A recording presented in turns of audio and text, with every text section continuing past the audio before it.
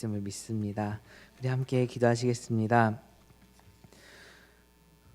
사랑간의 하나님 아버지 감사드립니다. 이 시간 함께 말씀을 나누게 하심에 감사드립니다. 주님, 이 시간 말씀을 나눌 때 성령의 충만심으로 더하여 주시어서 말씀 전하는 자의 입술을 주님께서 주장하여 주시어 주님의 말씀이 힘있고 담대하게 전포되게 하여 주시옵고, 듣는 우리의 모두의 마음의 문을 열어 주시어서 그 말씀이 우리 마음가운데 새겨지고 그 소망으로 살아가는 우리 모두가 되게 주님 도와주시옵소서. 이 모든 말씀 예수님의 이름으로 기도합니다. 아멘. 네, 오늘 본문에는 언뜻 보기에는 이상한 이야기가 많이 나옵니다. 우리의 일상과는 거리가 조금 있어 보이는 것들입니다. 아니, 멀어 보이는 것들이죠. 특별히 16절과 17절이 낯섭니다. 주님께서 하늘로부터 강림하신다고 합니다. 그 순간에 호령과 나팔 소리가 들리고 죽은 사람들이 살아나서 살아있는 자들과 함께 구름 속으로 끌려 올려져서 공중에서 주님을 영접한다고 합니다. 마치 공상과학 영화에서 마치 외계인이 사람을 납치하는 장면 같은 것들이 떠오르는 장면입니다. 그래서 교회 밖의 사람들이 이런 구절을 보면 이상하다라고 생각할 수도 있습니다. 그렇게 생각할 만도 합니다. 기독교인들 중에 실제로 예수님께서 재림하실 때 자신들이 공중부양된다고 믿는 사람들이 있었습니다. 1992년 다미성교회 사건이 있었습니다. 그 집단에 속해 있던 기독교인들은 휴거를 문자적으로 받아들였습니다. 이 휴거란 오늘 본문을 한자로 풀이한 것입니다. 이 일정한 날짜에 예수님께서 재림하시고 자신들은 사람들이 보는 앞에서 공중으로 들림받는다고 생각했습니다. 바울이 오늘 본문에 명시적으로 그 사실을 기록하고 있으니 아무런 근거 없는 중장이라고 말하기도 어렵습니다. 그러면 진짜 진실이 무엇인지 이해하려면 일단 바울이 왜 이런 이야기를 여기 썼는지 생각해야 합니다. 오늘 본문의 시작인 13절 마지막 부분에서 바울은 이는 소망 없는 다른 이와 같이 슬퍼하지 않게 하려 함이라 라고 쓴 다음에 본문이 끝나는 18절에서 이런 말로 서로 위로하라 라고 합니다. 지금 이 데살로니가 교인들에게 무언가 슬퍼할 만한 일이, 또 위로할 만한 일이 생겼다라는 것을 알 수 있습니다. 그 사정은 다음과 같습니다. 이때 초기 기독교인들은 자신들이 살아있을 때 예수님께서 재림하실 것이라고 믿었습니다. 이에 대해 직감적인 흔적이 복음서에도 나옵니다. 요한복음 21장 15절에서 25절은 이 부활 후에 예수님께서 베드로에게 내 양을 먹이라 라는 말씀으로 기록되어 있습니다.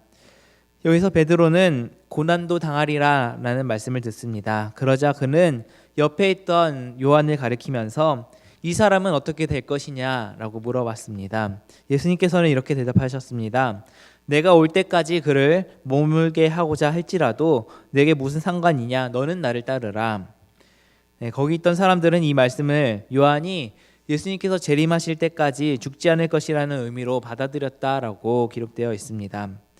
그런데 예수님께서 재림하시기도 전에 교인들이 죽은 사람들이 발생하였습니다. 그들의 운명이 어떻게 될는지가 궁금하였습니다. 여기서 핵심적인 문제는 재림이 지연되고 있다라는 것입니다. 이로 인해서 많은 것들이 혼란스러워졌습니다.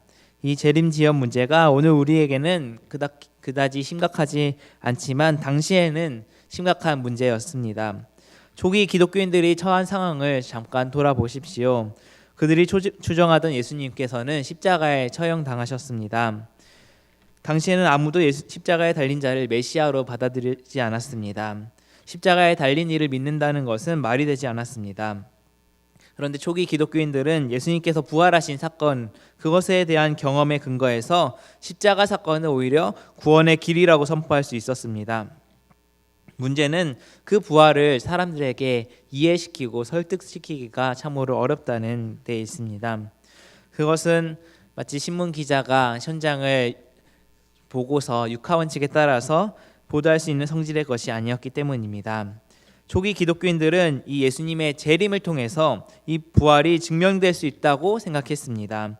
이처럼 예수님의 재림에 자신들의 운명을 걸었던 것입니다. 초기 기독교를 재림 공동체라고 부르는 이유가 여기 있습니다. 그런데 재림을 기다리면서 함께 지내던 교우들이 죽기 시작했고 예수님의 재림은 점차 지연되고 있었습니다. 신자들의 마음이 흔들리기 시작하였습니다. 재림을 기대하면서 어떤 사람들은 자기의 일상을 포기하기도 했기 때문입니다. 먼저 죽은 교인들과 가족들은 이 부활 생명에 참여하지 못하는 것이 아닐까 고민할 수밖에 없었습니다. 오늘 13절을 함께 읽겠습니다. 시작. 형제들아, 자는 자들에 관하여는 너희가 알지 못함을 우리가 원하지 아니하노니 이는 소망 없는 다른 이와 같이 슬퍼하지 않게 하려 함이라. 아멘. 네. 본문에서 바울은 데살로니가 교인들이 반드시 알아야 할 한 가지를 말씀하고 있습니다. 그것은 그리스도가 재림하실 때 성도들의 부활과 영생에 관한 이야기입니다. 이런 말을 하면서 본문에서는 두 부류의 사람들을 나누고 있습니다. 먼저는 자는 자들이고 두 번째는 소망이 없는 다른 이들입니다. 죽은 사람들이 어떻게 되는가 하는 것에 대한 문제는 거기에 대한 무지는 죽음을 절망적으로 보게 하고 슬픔으로만 느끼게 합니다. 이 말씀은 사별할 때 슬픔을 금지하는 것은 아닙니다. 애도하는 것은 자연스러운 일이며 정서적으로 필요한 일이기도 합니다. 사랑이 깊으면 깊을수록 사별의 아픔은 더욱더 깊게 마련이며 그 아픔은 이 땅에서 완전히 극복할 수 없는 슬픔입니다. 심지어 예수님께서도 나사로가 죽었을 때 눈물을 흘리셨습니다. 성경이 금하는 것은 이렇게 비탄하는 것 자체가 아니라 소망이 없이 비탄하는 것입니다. 또 성경은 죽음을 자는 것에 비유합니다. 예수님께서도 회당장 야이로의 딸이 죽었을 때 그를 가리켜 잔다고 하였고, 나사로가 죽은 지 나흘이나 되었을 때에도 그가 잔다고 표현하였습니다. 또 스데반이 돌에 맞아 순교했을 때도 성경은 그를 가리켜 잔다고 했고, 바울과 베드로의 서신들 여러 곳에서도 성도의 죽음을 잔다고 표현했습니다. 이처럼 성도의 육체적 죽음을 잔다고 하는 것입니다. 이 죽음을 잠에 비유하는 문화는 비단 기독교인이 아니더라도 공통적으로 사용하는 비유입니다. 그러나 세상 사람들이 말하는 바 죽음의 잠은 다시 깨어나지 못하는 영원한 잠입니다. 영면이죠. 반면에 성경이 죽음을 잠에 비유하는 이유는 그 잠은 일시적인 잠이요 다시 깨어날 것이기 때문입니다. 그렇기 때문에 성도에게 죽음은 두려운 잠이 아니라 평안한 잠입니다.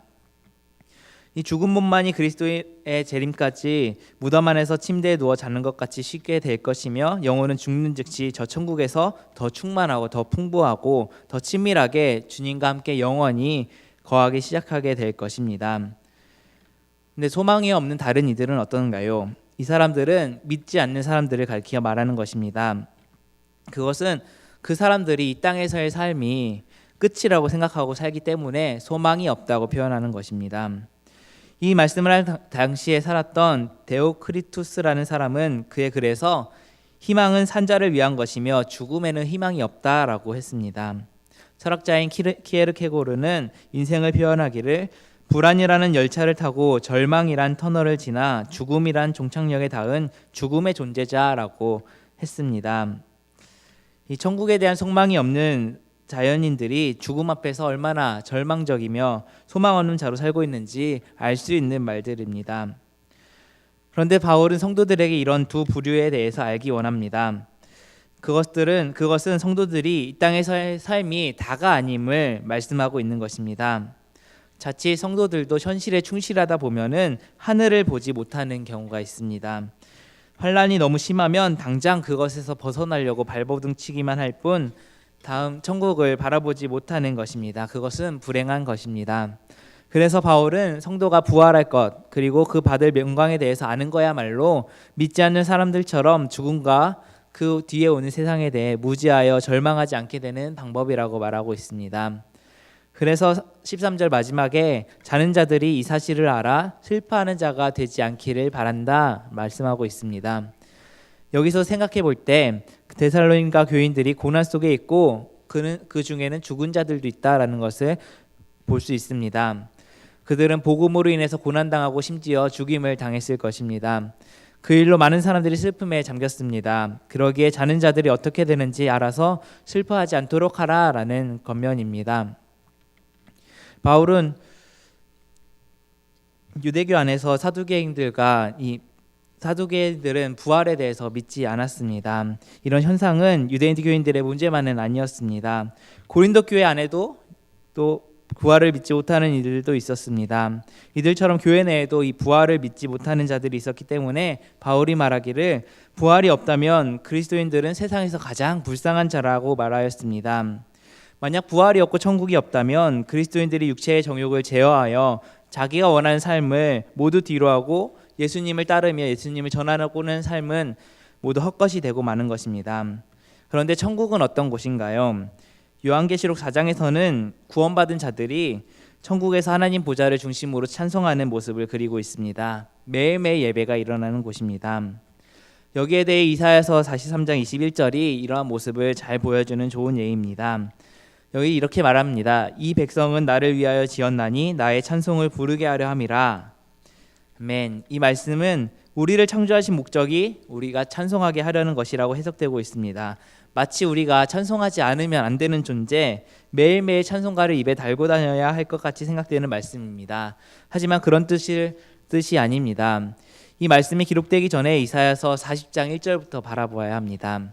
이는 하나님께서 이스라엘 백성들을 포로에서 건져내어 이스라엘 땅으로 돌아가게 하겠다 하는 말씀을 하시는 중에 한 말씀입니다. 이는 알기 쉽게 해석해드리면 내 백성은 반드시 고향 땅으로 돌려보내서 나를 찬송할 수밖에 없게 하겠다라는 말씀입니다. 이것은 너희는 마땅히 찬송을 해야 하는 존재니까 억지로라도 찬송하라 라는 것이 아니라 이스라엘을 돌보시고 구원해 주시는 하나님께서 그들에게 은혜를 더하여 주셔서 그들의 입에서 저절로 찬송이 나오게 하겠다라는 구원의 의지를 강력하게 표현하는 말씀입니다. 그러므로 천국에서 매일매일 찬송하고 예배한다는 말은 맞으면서도 틀린 말씀입니다. 이는 우리가 지금 하고 있는 형식을 갖춘 예배만 하는 것이 아니라 구원의 은혜에 감격한 행복함으로 그곳에서 매일매일 하나님을 찬양하며 살 것을 말씀하고 있는 것입니다. 바울은 그렇기 때문에 천국을 소망했습니다. 그리고 초대교회 성도들도 그렇게 예수님의 재림을 기다렸습니다. 특별히 오늘 보고 있는 데살로니가 교인들이 더욱더 강력하게 예수님의 재림을 기다렸습니다. 예수님의 재림의 모습에 대해서 바울은 묵시문학적 요소를 사용하여서 구체적으로 설명하고 있습니다. 주님의 호령, 천사장의 소리, 하나님의 나팔 소리가 나고 그리스도 안에서 죽은 사람들이 먼저 일어나며 살아남은 자들이 죽었다가 살아난 사람들과 함께 구름 속으로 올라가고 공중에서 재림의 주를 영접합니다. 그리고 우리는 항상 주와 함께 있을 것입니다. 이렇게 아름다운 모습, 멋진 모습으로 이 묵시문학적 글쓰기 형식을 빌려서 바울이 말하는 이유는 세계와 생명과 그것의 완성에 대한 우리의 새로운 안목이 필요하기 때문입니다. 이 묵시적 현상들이 가리키는 것은 마지막 때의 세상이 완전하게 변한다는 사실입니다. 일시적으로 모양이 바뀌는 것이 아니라 근본적으로 바뀐다는 것입니다. 본문에 나오는 구름과 하늘이라는 표현을 생각해 보십시오. 성서시대 사람들에게 구름과 하늘은 하나님의 생명이 감추어져 있는 곳을 가리킵니다. 하늘에 계신 우리 아버지라는 주기도문과 예수님께서 하늘에 오르셨다라는 표현이 바로 그런 신비, 그런 비밀을 가리키는 것입니다. 즉 하늘은 단순히 우주 공간에 있는 어느 한 곳을 가리키는 것이 아니라 생명의 신비, 생명의 비밀을 가리킵니다. 그 신비와 비밀이 지금은 감추어져 있습니다. 그것이 완전히 드러나는 순간이 바로 재림이라고 말합니다. 우리가 구름으로 끌려 올라가고 공중에서 주님을 영접하는 것은 우리와 세상의 모든 비밀이 이제 완전히 드러난다라는 것입니다. 그 순간이 되면 우리가 지금 경험하고 있는 것들은 모두가 변합니다. 지금 우리 앞에서 벌어지는 차별도 있을 수가 없습니다. 억울한 일도 일어날 수가 없습니다. 이해할 수 없는 무죄한 이들의 불행도 없습니다. 지금과는 질적으로 다른 세상이기 때문입니다. 바울은 이 환상적인 사실을 알려주면서 이 사별의 아픔을 겪고 혼돈에 빠진 성도들을 위로하고자 하였던 것입니다. 우리는 죽음에 대해서 어떻게 이해하고 계십니까? 죽음에 대한 질문은 우리의 의미 있는 삶에 대한 질문이기도 합니다. 죽음에 대해 질문해 보는 것은 잘 살기 위해 필수적인 것입니다. 죽으면 우리는 더 이상 이 세상의 논리에 지배당하지 않습니다. 부자로 살았던 사람의 몸이나 가난하게 살았던 사람의 몸이나 아무런 차별 없이 모두 죄와 먼지가 될 뿐입니다. 지식인으로 살았거나 학문을 배우지 못했던 사람도 구별이 없습니다. 파스칼은 이렇게 말을 합니다. 예수님이 없다면 죽음은 끔찍한 것입니다. 하지만 예수님과 함께라면 죽음은 거룩하고 친절하며 참 신자의 기쁨입니다. 아멘. 우리의 죽음의 의미를 송두리째 바꿔주신 주님을 찬양하기 원합니다. 그래서 바울은 부활과 하나님 나라에 대한 소망을 가지며 이것은 결국 데살로니가 교회와 오늘을 살아가는 우리가 이 믿음의 반석 안에서 성실하고 거룩하고 진실하게 살아가야 한다는 것을 말하고 있습니다. 얼마 전에 사회적으로 많이 문제가 되었던 교회가 있었습니다. 해당 교단으로부터 이단 판정을 받은 과천에 있는 어느 한 교회 목사가 남태평양에 있는 피지섬에서 영생을 하자며 성도 400명을 이주시키고 폭행했다가 발각되어서 수사 대상이 되었다는 뉴스였습니다. 이것은 부활과 하나님 나라에 대한 잘못된 소망과 이해가 이런 엉뚱한 결과를 낳은 것입니다. 그렇습니다. 주님의 재림, 즉 주님의 강림이야말로 우리가 완전히 변화되어서 구원되는 순간입니다. 우리는 그 순간을 기다리면서 살아야 합니다. 그런 기다림만이 우리가 감당하기 힘든 이 세상의 모든 불행과 불안과 좌절을 극복할 수 있는 유일한 길입니다. 우리 초기 기독교 공동체는 이 재림 공동체로서 이 사실에 자신들의 모든 것을 걸었습니다. 우리 또한 역시 오늘의 삶에 최선을 다하면서 하나님 나라의 소망을 두고 사는 것이 바울이 데살로니가 교회에 원하는 모습이자 지금 우리가 실천해야 할 모습입니다. 물론 예수님의 재림에 자신의 인생을 걸어두는 사람이라고 하더라도 지금 당장 일상에서의 엄청난 무게를 쉽게 벗어날 수 없다는 사실이 우리를 힘들게 합니다.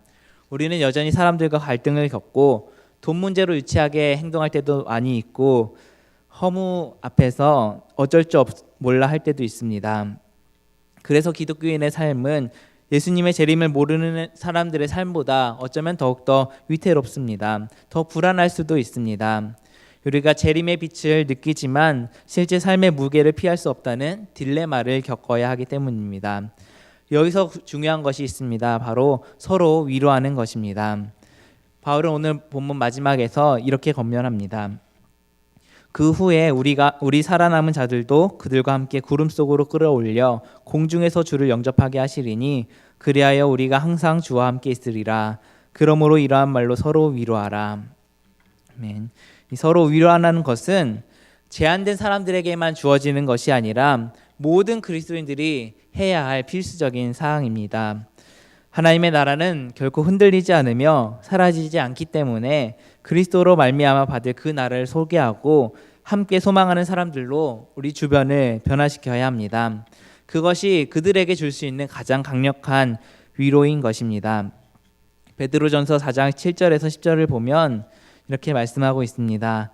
만물의 마지막이 가까웠으니 그러므로 너희는 정신을 차리고 근신하여 기도하라. 무엇보다도 열심으로 서로 사랑할지니 사랑은 허다한 죄를 덮느니라. 서로 대접하기를 원망 없이 하고 각각 은사를 받은 대로 하나님의 각양 은혜를 맡은 선한 청지기 같이 서로 봉사하라 라고 말씀합니다. 성령 하나님께서 우리에게 은혜를 주셔서 우리로 하여금 주님의 재림에 대한 이런 약속의 말씀이 우리에게 참된 위로가 되게 하여 주시기를 원합니다. 그리하여 우리 주님의 재림으로 이루어질 이 하나님의 나라를 소망하며 이러한 여러 말로써 서로를 위로하는 삶을 살게 하여 주기를 원합니다. 그럴 때 바울의 가르침대로 위로하며 아름다운 하나님의 나라를 우리 가운데 먼저 실현하며 나아가는 우리가 모두가 되기를 소망합니다. 우리 함께 기도하시겠습니다.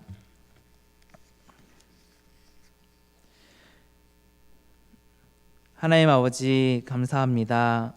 날마다 우리를 사랑하여 주시고 우리 가운데 예수님의 부활의 소망, 재림의 소망을 주신 것에 감사드립니다. 우리는 가장 중요한 죽음과 생명의 문제를 때때로 외면하고 스스로 자기를 우상화하면서 허망한 일에 끌려들여 잘못한 일이 너무나도 많이 있습니다. 주님, 우리를 불쌍히 여겨주시기를 바라고 우리가 주님의 부활 사건 앞에 정면으로 서서 부활 신앙을 새롭게 함으로써 순전하고 단순하고 보편적이고 거룩한 영생으로 이어지는 귀한 생을 오늘 살게 주님 인도하여 주시옵소서. 우리가 그 소망을 가지고 우리 서로를 위로하며 하나님의 나라를 앞당기는 우리 모두가 될 수 있도록 주님 붙잡아 주시옵소서. 이 생에서의 삶이 위태롭고 어려울 때마다 정말 주님께서 다시 오실 재림에 대한 소망을 붙들으며 주님께서 주시는 위로로 서로를 위로하며 격려하며 마지막 때까지 충성을 다하는 우리 모두가 될 수 있도록 주님 붙잡아 주시옵소서. 그래야 영원히 주님과 함께할 그날의 아침을 바라보며 오늘 승리하는 생활을 하게 주님 인도하여 주시옵소서. 그 모든 말씀 예수님의 이름으로 기도합니다. 아멘. 예, 말씀 감사합니다. 올바른 신앙으로 살면서 천국을 소망하면서 살도록 노력합니다.